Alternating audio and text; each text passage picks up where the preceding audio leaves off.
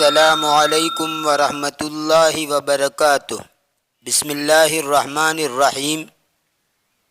سامعین و ناظرین، نفحۃ الادب کے ترجمے کے 43 اسباق آپ کے سامنے آ چکے ہیں۔ آج کا ہمارا یہ ویڈیو اسی کتاب کے ترجمے کا سبق نمبر 44 ہے۔ تو آئیے ترجمہ شروع کرتے ہیں۔ بسم اللہ الرحمن الرحیم۔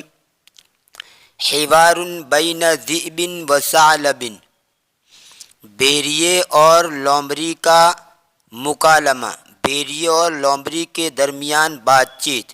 حاور یحاور محاورۃ و حوارا، اس کا معنی ہوتا ہے بات چیت کرنا، گفتگو کرنا۔ قال الذئب للثعلب، بھیڑیے نے لومڑی سے کہا، انا اشجع منک حینما ارى قطیا من الغنم اتسلل خفیۃ من حیث لا یرانی الراعی، میں تجھ سے زیادہ دلیر ہوں، یعنی زیادہ بہادر ہوں۔ جس وقت میں بکریوں کا ریور دیکھتا ہوں تو چپکے سے آہستہ آہستہ چلتا ہوں۔ من حیث لا یرانی الراعی، اس طرح کہ چرواہا مجھے نہ دیکھ پائے۔ قطیع ان کا معنی بکریوں کا ریور، جانوروں کا ریور، اس کی جمع آتی ہے قطعان اور قطاع۔ اور تسلل یتسلل تسللا، اس کا معنی ہوتا ہے آہستہ آہستہ چلنا، کھسک جانا۔ اور راعین کا معنی چرواہا، رعا یرعا کا معنی چرانا، اسی سے اسم فاعل کا صیغہ ہے راعی، چرانے والا یعنی چرواہا۔ ثم احمل منها شاة وافر هاربا، پھر میں ان میں سے بکری کو اٹھاتا ہوں اور بھاگ جاتا ہوں، ان میں سے بکری کو اٹھا کر بھاگ جاتا ہوں۔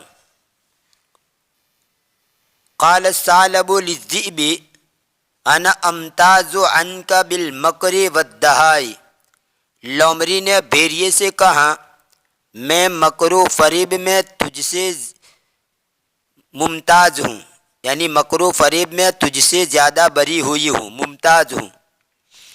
وَأَسْتَطِيعُ الْحُصُولَ عَلَى فَرِيسَتِي دُونَ تَعَبٍ أَوْ مَشَقَّةٍ، میں اپنا شکار بلا محنت و مشقت حاصل کر لیتی ہوں، یعنی میں شکار کر سکتی ہوں بلا محنت، بلا تھکن اور مشقت کے۔ تعاون کا معنی تھکن اور مشقت کا معنی محنت، مشقت۔ اور فریستن اس کا معنی ہے شکار۔ دہاؤن کا معنی عقل، ہوشیاری، چالاکی، عیاری۔ دہیہ یدہا دہاءن و دہاتن و دہین، باب سمیع سے چالاک اور ہوشیار ہونا۔ قال الذئب ہنالک فرق کبیر بینی و بینک، بھیڑیے نے کہا دیکھ مجھ میں اور تجھ میں بڑا فرق ہے، میرے درمیان اور تیرے درمیان بڑا فرق ہے۔ انا لا افترس الا شاة،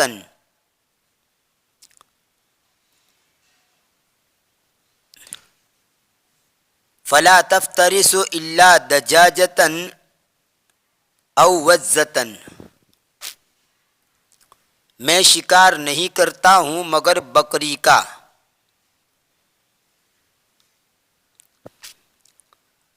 یعنی میں تو صرف بکری کا شکار کرتا ہوں، رہی تیری بات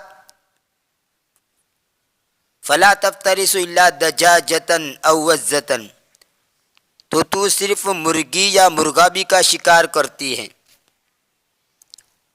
وزتن کا معنی مرغا بھی، یہ واحد ہے، اس کی جمع آتی ہے وزن، اور اسی طرح ایوزن۔ اور افترس یفترس افتراسن، شکار کو پھاڑ ڈالنا یا شکار کرنا۔ شاتن کا معنی بکری، اس کی جمع آتی ہے شیاہن۔ اور بکری کے لیے غنمن کا لفظ بھی آتا ہے، غنمن جس کی جمع آتی ہے اغنامن، بکری۔ نحن معاشر الثعالب لنا عقل و دہاء و مکر و خدیۃ، ہم لومڑیوں کی برادریوں میں عقل، چالاکی اور مکر و فریب ہوتا ہے۔ ولا یہمنا ان کانت فریستنا صغیرۃ او کبیرۃ، ہمیں اس سے سروکار نہیں، یعنی ہمارے لیے یہ بات اہم نہیں کہ ہمارا شکار چھوٹا ہے یا بڑا۔ خدیۃ کا معنی دھوکہ، فریب، چالاکی اس کی جمع آتی ہے خدائے۔ اور اہم یہم اہمامن کسی بات کا کسی کو مغموم و بے چین کر دینا، باعث توجہ ہونا، ضروری ہونا۔ یہ جملہ کہاں جاتا ہے؟ یہمنی ھذا الامر، یہ کام میرے لیے باعث رنج و غم ہے، یا باعث اہتمام و توجہ ہے، یا باعث دلچسپی ہے، یا میرے لیے ضروری ہے۔ یہ سب معنی اس کے آئیں گے۔ یہمنی ھذا الامر کے یہ سب معنی ہیں، یہ کام میرے لیے باعث رنج و غم ہے، یا باعث اہتمام و توجہ ہے، یا باعث دلچسپی ہے، یا میرے لیے ضروری ہے۔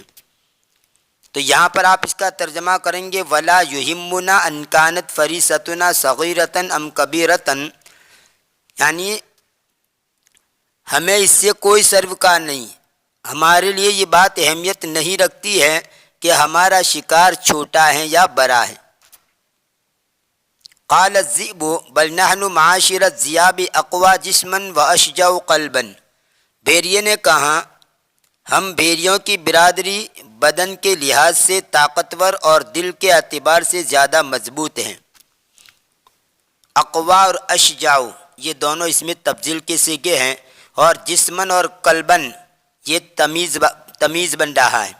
ہم بھیڑیوں کی برادری یعنی جماعت طاقتور ہیں کس اعتبار سے؟ جسم کے اعتبار سے، اور بہادر یا مضبوط ہے دل کے اعتبار سے۔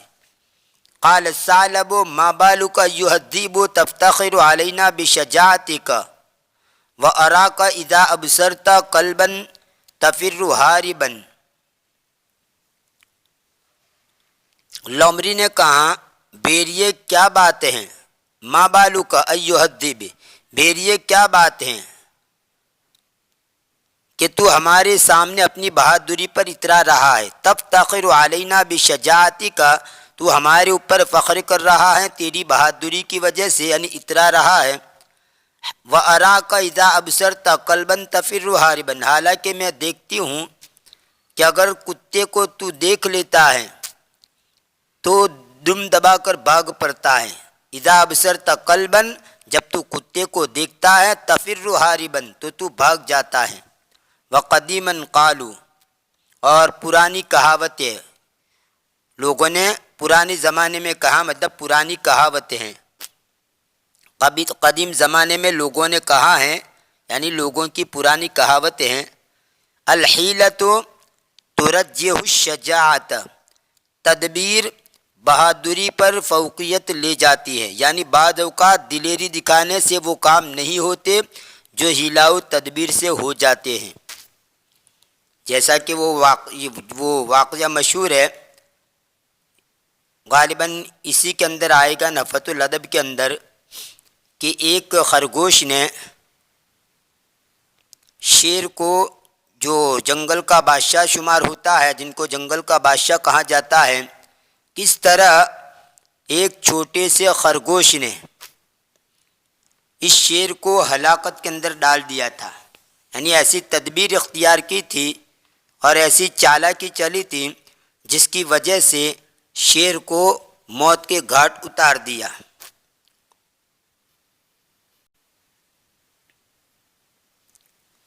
الحیلۃ ترجح الشجاعت کا مفہوم اور مطلب سمجھنے کے لیے میں آپ کے سامنے علامہ رومی رحمۃ اللہ تعالیٰ علیہ کا ایک واقعہ پیش کرتا ہوں، جس سے آپ کو اس کا مطلب اچھی طرح سمجھ میں آ جائے گا کہ ہیلا اور تدبیر بہادری کے اوپر غالب آ جاتی ہے۔ ایک جنگل میں تمام جنگلی جانور خونخوار شیر سے بہت پریشان تھے۔ اس سرسبز جنگل میں ہر قسم کے جانوروں نے اپنے اپنے ٹھکانے بنا رکھے تھے، وہ جنگل میں آزادی کے ساتھ اچھل کود اور گھوم پھر نہیں سکتے تھے۔ خونخوار شیر نے تمام جانوروں کا ناک میں دم کر رکھا تھا، ہر وقت ان کی گھاٹ میں رہتا تھا، کوئی دن نہ جاتا تھا جبکہ وہ کسی نہ کسی جانور کو اپنا لقمہ نہ بنا لیتا ہو۔ غرض کوئی جانور بھی اس جنگل میں اپنی جان کو محفوظ نہیں رکھ سمجھتا تھا۔ سب جانور اس پریشانی میں مبتلا تھے کہ اگر اسی طرح ہی لیل و نہار یعنی رات دن گزرتے رہے تو ہمارا جلد خاتمہ ہو جائے گا۔ سب جانوروں نے مل کر ایک تجویز سوچی اور پھر ایک دن شیر کے پاس حاضر ہو کر کہنے لگے، جہاں پناہ آپ ہمارے بادشاہ ہیں اور ہم رعایا، ہمارا فرض بنتا ہے کہ ہم آپ کی آسائش اور خوراک کا خیال رکھیں۔ ہم ہر روز وقت مقررہ پر آپ کو ایک جانور مہیا کر دیا کریں گے، آپ کو آگے پیچھے جا کر تکلیف فرمانے کی ضرورت نہیں رہے گی آپ کو۔ ہماری صرف اتنی التجا اور درخواست ہے کہ آپ ہم سب کے لیے پریشانی کا باعث نہ بنیں تاکہ ہم جنگل میں بے خوف و خطر گھوم پھر سکیں۔ شیر نے کہا، ہم ہاتھ پاؤں ہلائے بغیر کچھ کھانا حلال نہیں سمجھتے، پہلے کوشش پھر توکل ہمارا خاصہ ہے، حرکت میں برکت ہے، مجھے اللہ نے ہاتھ پاؤں دیے، میں ان سے کام لوں گا، میں غیر کا مارا ہوا کیوں کھاؤں؟ الغرض خونخوار شیر سے انہوں نے عہد کیا کہ اس قول و قرار میں تمہیں کوئی نقصان نہیں ہوگا، زندہ جانور وقت مقررہ پر آپ کے پاس پہنچ جایا کرے گا، آپ خود اس کا شکار کر کے کھا لیا کریں۔ کافی بحث و تکرار کے بعد شیر نے ان کی یہ تجویز منظور کر لی۔ اس معاہدے کے بعد تمام جانور روزانہ ایک مقررہ جگہ پر اکٹھے ہوتے، تمام جانوروں میں قرآن اندازی کی جاتی، جس کا نام قرآن اندازی میں نکل آتا وہ بلا حیل و حجت شیر کی خوراک بننے کے لیے روانہ ہو جاتا۔ اس معاہدے پر کافی عرصہ عمل بھی ہوتا رہا۔ تمام جانور جنگل میں بے فکر ہو کر گھومتے پھرتے، چونکہ شیر کو باقاعدہ کھانا مل رہا تھا اس لیے وہ بھی جانوروں کو ناحق تنگ نہیں کرتا تھا۔ اس معمول کی قرآن اندازی میں ایک دن خرگوش کے نام قرآن نکل آیا، اس کی باری آ گئی تو اس نے پکار کر کہا، اے دوستو، یہ ظلم و ستم کب تک جاری رہے گا؟ یہ ہماری قربانیوں کا سلسلہ ختم بھی ہوگا کہ نہیں؟ دوسرے جانوروں نے جب خرگوش کی یہ تیور دیکھے تو انہوں نے کہا، ہم نے اتنے دن تک اپنا وعدہ پورا کیا، اپنا وعدہ نبھایا، اب تو ہم کو رسوا نہ کر، ذلیل نہ کر، ورنہ شیر پھر سے شکار کرنا شروع کر دے گا، اس طرح پھر ہم سب کی جان ہلاکت میں پڑ جائے گی۔ خرگوش نے کہا، دوستو، مجھے مہلت دو کہ شیر کے ظلم و ستم کے پنجے سے جان چھڑانے کے لیے کوئی تدبیر کروں تاکہ ہم اس مصیبت سے ہمیشہ ہمیشہ کے لیے بے خوف ہو جائیں۔ دوسرے جانوروں نے کہا، اے گدھے، ہماری بات مان جا، تو اپنی قدر پہچان، چھوٹا منہ بڑی بات، یہ کام تمہاری بس کا نہیں ہے۔ خرگوش نے کہا، خدا چونٹی سے ہاتھ ہی مروا سکتا ہے، ذرا صبر سے کام لو اور دیکھو کہ پردے غیب سے کیا ظہور میں آتا ہے۔ وہ کہنے لگا، دوستو، مجھے خدا نے الہام کیا ہے، مجھے جیسے ایک کمزور کے ذہن میں ایک مضبوط رائے آ گئی ہے، ایک آئیڈیا آ گئی ہے۔ جانوروں نے اس سے پوچھا، تمہارے ذہن میں کون سی بات آئی ہے، کون سی آئیڈیا آئی ہے؟ ہمیں بھی اس سے آگاہ کرو، بتاؤ۔ مشورہ کرنا عقل مندی کا کام ہے، اس سے مزید روشن پہلو سامنے آتے ہیں۔ خرگوش نے کہا، راز برسر عام کھولنا، سب کے سامنے بیان کرنا بے وقوفی ہے، کیونکہ اس سے جان کا خطرہ ہوتا ہے۔ شیر کو جب وقت مقررہ پر خوراک نہ ملی تو اس کے غیظ و غضب کی انتہا نہ رہی۔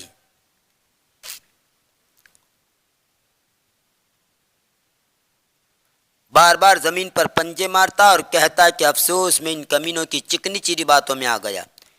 نائل حکمران جب موقع محل کے مطابق فیصلہ نہیں کرتا تو پھر اپنی اس بے وقوفی کے سبب پریشانی اٹھاتا ہے۔ شیر غصے کی حالت میں گرج رہا تھا، اس نے دور سے خرگوش کو تیزی سے اپنی طرف آتے دیکھا۔ جب وہ قریب آیا تو شیر نے گررا کر کہا، غصے میں کائی کمینے، تو نے اتنی دیر کیوں لگا دی؟ خرگوش نے دست بستہ عرض کیا کہ اے بادشاہ سلامت، اگر جان کی امان پاؤں، اگر مجھے جان کی امان دی جائے تو دیر سے آنے کی وجہ بیان کروں۔ اے جنگل کے بادشاہ، تم پر ہم سب جانور قربان، آج میں اور میرا ایک بھائی خانے شاہی کے لیے روانہ ہوئے، آپ کے پاس آنے کے لیے روانہ ہوئے تو راستے میں ایک اور شیر نے ہمیں آ گھیرا، اس نے ہم دونوں کو لقمہ تر بنانا چاہا، کھا لینا چاہا۔ ہم نے اسے بتایا کہ ہم اپنے شہنشاہ کی طرف جا رہے ہیں اور ہمیں وقت پر پہنچنا ہے۔ اس نے کہا، بادشاہ میں ہوں، تمہیں اور کسی کے پاس جانے کی ضرورت نہیں۔ اس نے میرے ساتھی کو جو مجھ سے زیادہ خوبرو اور صحت مند تھا اسے پکڑ لیا اور میں بڑی مشکل سے جان بچا کر ادھر بھاگ آیا۔ میں نے اس سے کہا، تو مجھے چھوڑ دے تاکہ میں اپنے بادشاہ کی زیارت کر لوں اور اسے تیری متعلق آگاہ کروں۔ اے بادشاہ سلامت، آئندہ اس شیر کی وجہ سے راستہ بند ہو گیا ہے، اگر تو معمول کے مطابق روزی نہ چاہتا ہے تو پہلے ہمارا یہ راستہ صاف کرو۔ خرگوش کی یہ باتیں سن کر شیر کا خون کھول اٹھا اور غضبناک ہو کر کہنے لگا، مشتعل ہو گیا، وہ کون ہے جس نے میری عملداری میں قدم رکھا، میری حکومت میں قدم رکھا اور میرا شکار چھین لیا؟ میں جب تک اس کا کام تمام نہ کر لوں گا کھانا حرام سمجھوں گا۔ اے خرگوش، میرے ساتھ چل اور مجھے اس نااہل کا، اس کمینے کا پتہ بتا۔ خرگوش رہبر کی طرح اس کے آگے آیا تاکہ اسے اپنے جال کی طرف لے کر چلے۔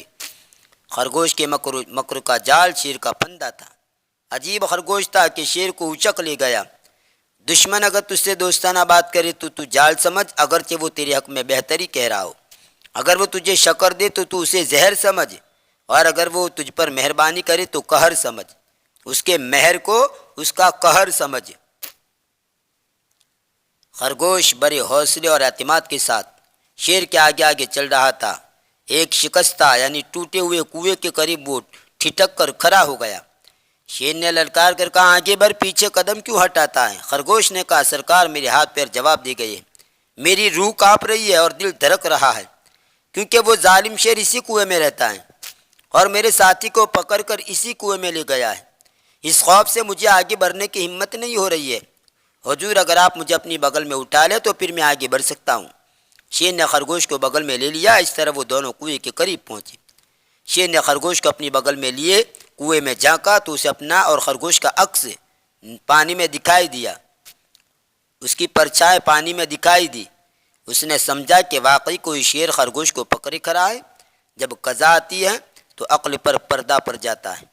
شیر نے غضبناک ہو کر آؤ دیکھا نہ تاؤ خرگوش کو وہی چورا اور خود اس نے کنویں میں چھلانگ لگا دی۔ کنواں بہت گہرا تھا۔ خرگوش نے جب یقین کر لیا کہ اب اس کا باہر نکلنا محال ہے اور اب یہ کنویں کے اندر ہی مر جائے گا تو فرط مسرت سے انتہائی خوشی سے جنگل کی طرف بھاگا اور جا کر اپنی قوم کو اس ظالم کی ہلاکت کی خوشخبری سنائی اور کہنے لگا کہ اللہ تعالیٰ نے ہمیشہ کے لیے اس ظالم کے ظلم و ستم سے نجات دے دی۔ امید کرتا ہوں کہ اس واقعے سے آپ کو الحیلۃ ترجح الشجاعۃ کا مفہوم اور مطلب اچھی طرح سمجھ میں آ گیا ہوگا کہ ہیلا اور تدبیر یہ بہادری پر غالب آ جاتی ہیں۔ تو یہاں پر چھوٹے سے خرگوش کا جو ہیلا تھا وہ شیر کی زبردست طاقتور شیر کی بہادری کے اوپر غالب آ گیا۔ یہ تھا نفحۃ الادب کے ترجمے کا سبق نمبر 44۔ انشاءاللہ آنے والے ویڈیو میں اس کتاب کے ترجمے کا سبق نمبر 45 آپ کے سامنے پیش کیا جائے گا۔ تب تک کے لیے انتظار کیجیے، دعا میں یاد رکھیے۔ فی امان اللہ، الی اللقاء۔